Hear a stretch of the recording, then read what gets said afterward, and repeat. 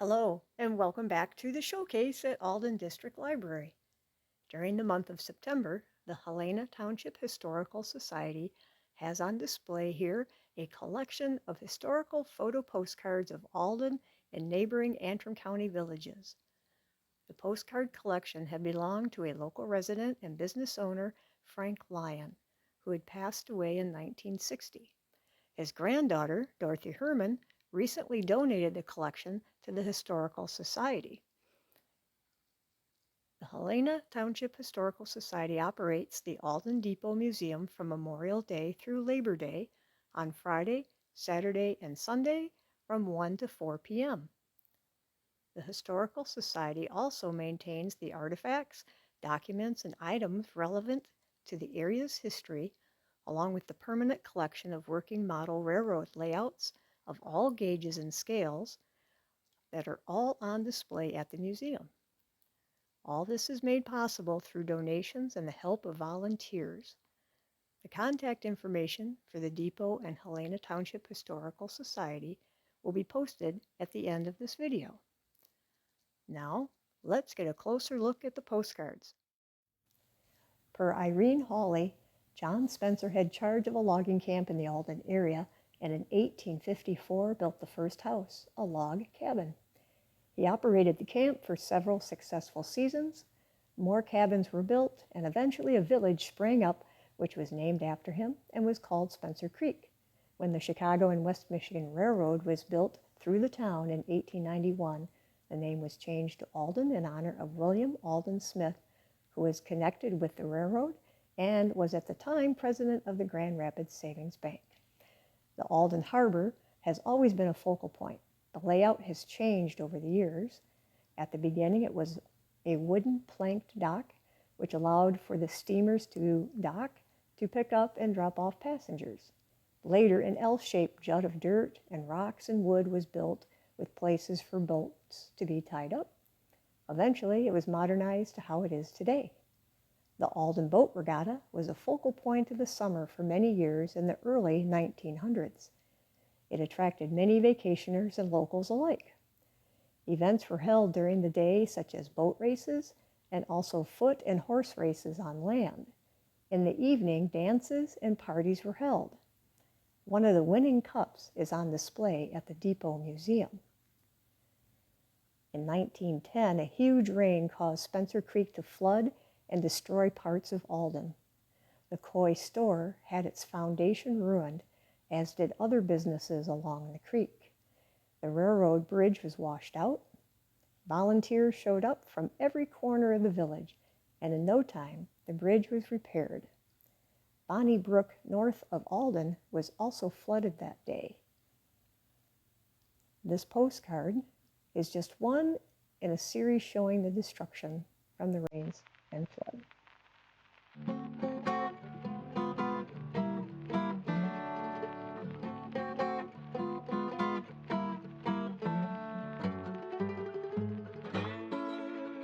Frank Lyon was born in 1877 and died in 1960.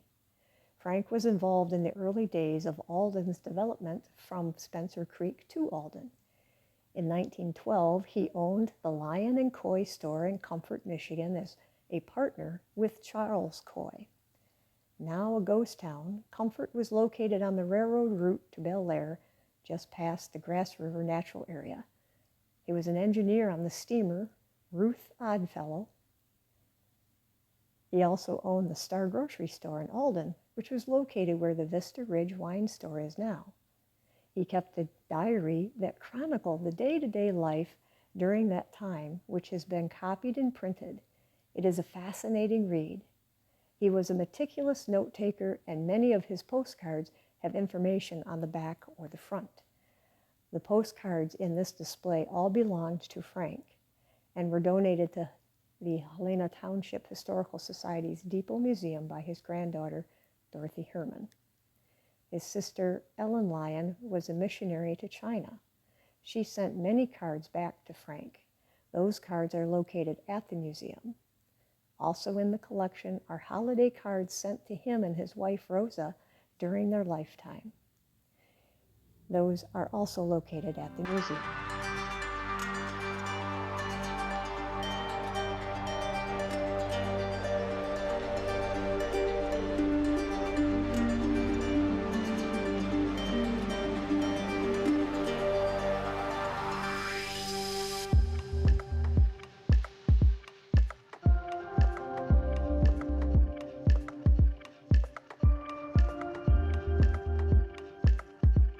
Hotels and inns.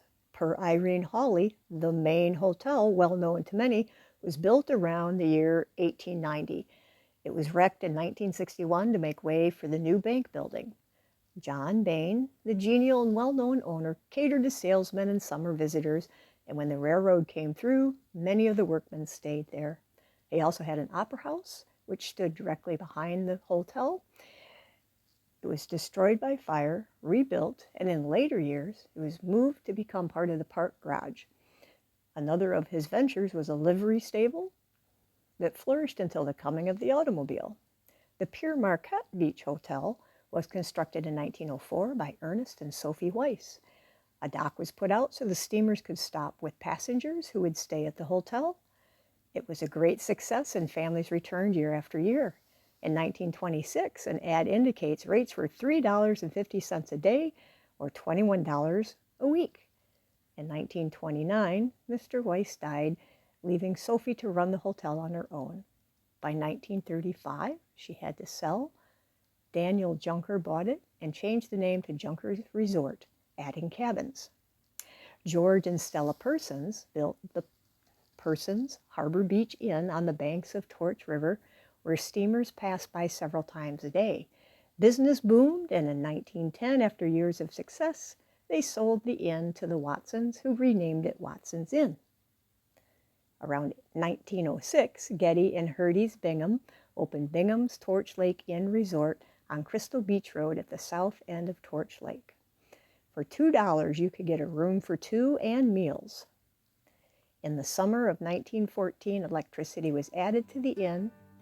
The inn was in service for many years, serving hunters, fishermen, families, resorters, and travelers.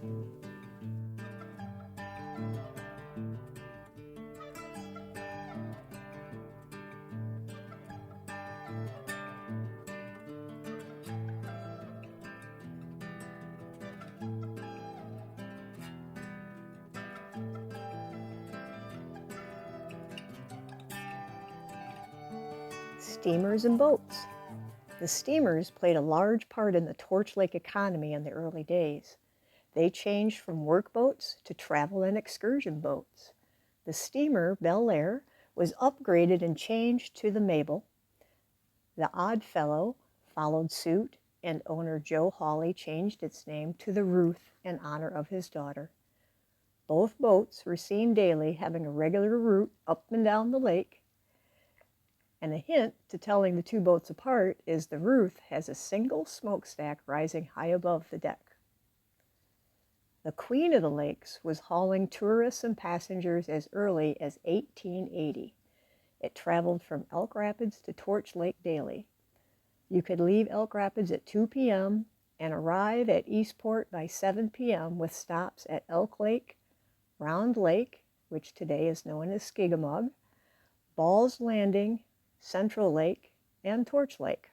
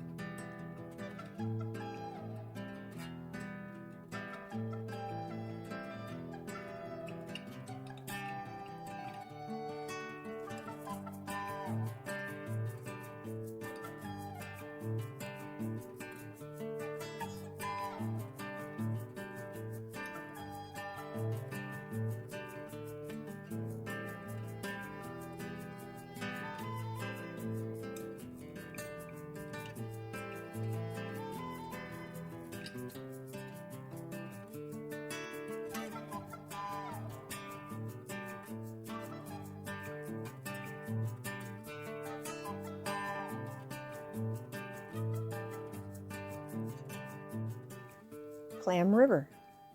Andrew F. Anderson could see a need for a store at Clam River, so in the late 1800s he built one. He also ran a ferry to carry passengers across the river for 10 cents a head until the bridge was built. This card seems to show a group of men enjoying cider and toasting something. The dockside is located at this location now. In 1879, the first road began winding its way along the eastern shore of Torch Lake. It would eventually become East Torch Lake Drive.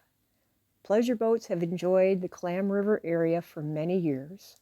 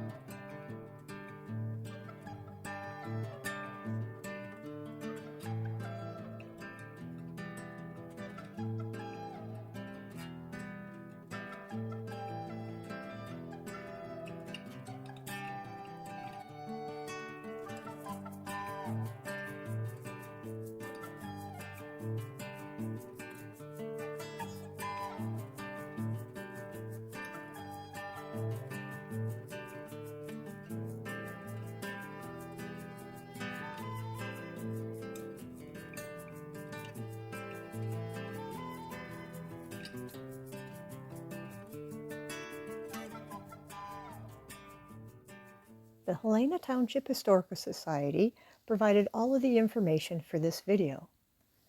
Their sources were Historical Notes on Alden and Helena Township, Michigan by Irene Hawley, Elk Rapids, The First 100 Years by Glenn Ruggles and Glenn Newman, and Torch Lake, The History of Waswaganing by Mary Kay and Ed McDuffie. I hope you enjoyed viewing the historical photo postcards. And please check back next month to view a collection of antique cameras by local resident Peter Coleman. As always, take care and enjoy the beauty around us.